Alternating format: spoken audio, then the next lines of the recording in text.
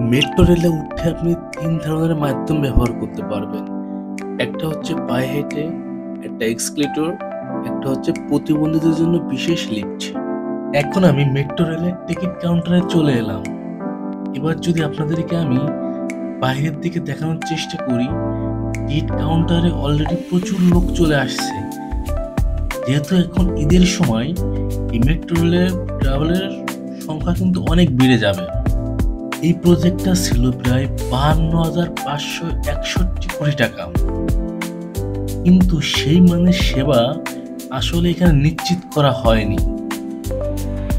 হাজার কোটি টাকার প্রজেক্টের মেশিনে যখন কাজ করে না, তখন কি আমরা এই প্রজেক্টের দিকে আঙ্গুল তুলতে পারি না? মেশিনগুলা মাঝে মাঝে টাকা নিচ্ছে, মাঝে মাঝে ছেড়ে দিচ্ছে। এতে গ্রাহকদের ভোগান্তি বহুল অংশে বেড়ে যাচ্ছে। এবং প্রতিটা স্টেশনে ৬টি করে বুথ এবং ৪ জন করে ম্যানুয়ালি আপনাদেরকে টিকিট সেবা প্রদান করবে।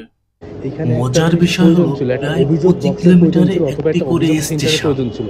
আর একটা কথা মনে রাখতে হবে, পৃথিবীতে সর্বপ্রথম মেট্রো রেল চালু হয়েছিল যুক্তরাজ্যে, যেটা হচ্ছে ১৮৬৩ সালে।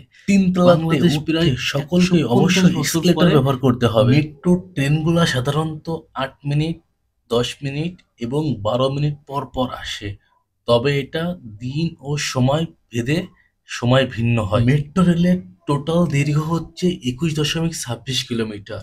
এখানে সর্বোচ্চ গতি ১০০ কিলোমিটার। কিন্তু চীনের সাংহাইতে যে মেট্রোগুলো চলে, সেখানে কিন্তু গতি প্রায় ৩০০+।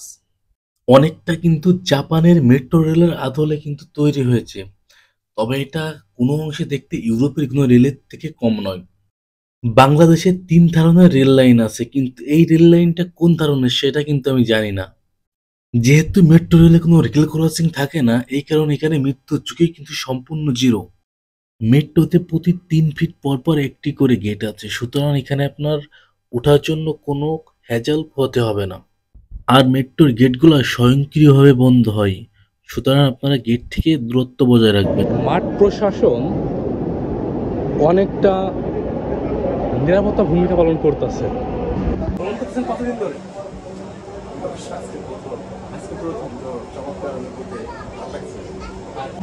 আপনি মেট্রো ট্রেন করতে কতদিন ধরে?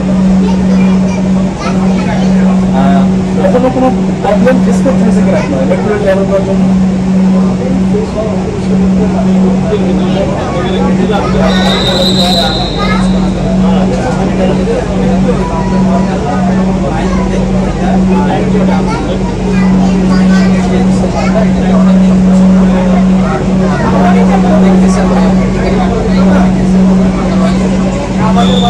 রেলের প্রতিটা বগিতে যাত্রীর সংখ্যা কিন্তু অনেক বেশি, যে কারণে অধিকাংশ যাত্রীকে কিন্তু দাঁড়িয়ে তার নির্দিষ্ট গন্তব্যে পৌঁছাতে হচ্ছে।